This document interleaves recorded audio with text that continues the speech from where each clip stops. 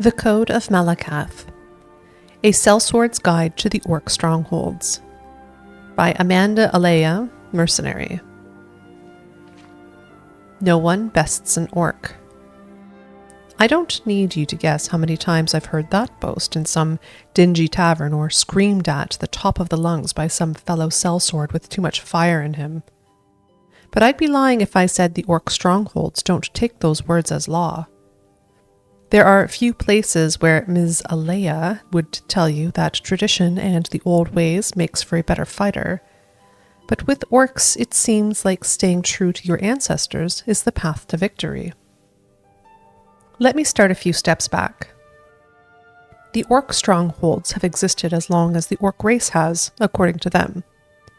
They're armored camps in the least, and fortresses at the most.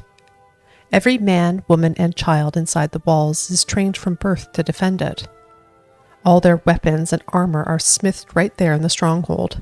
All the food is hunted down by orc warriors and brought back to be eaten by everyone who lives there.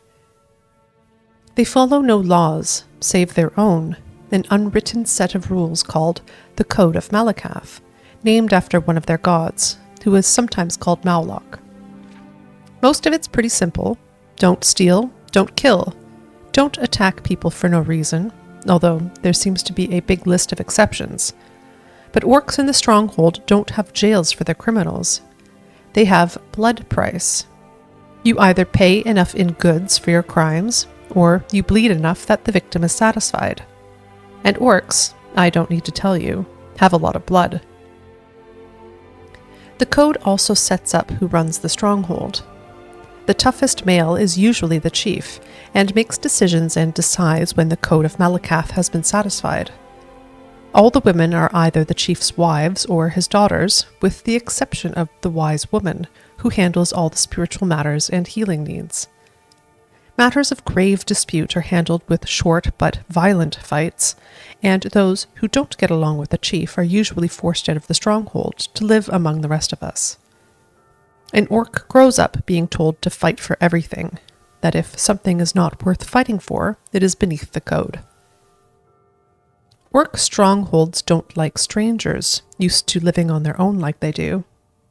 Ms. Alleia knows what she does because so many orcs leave the strongholds to become sellswords or soldiers, and a few pints of mead gets them talking about home.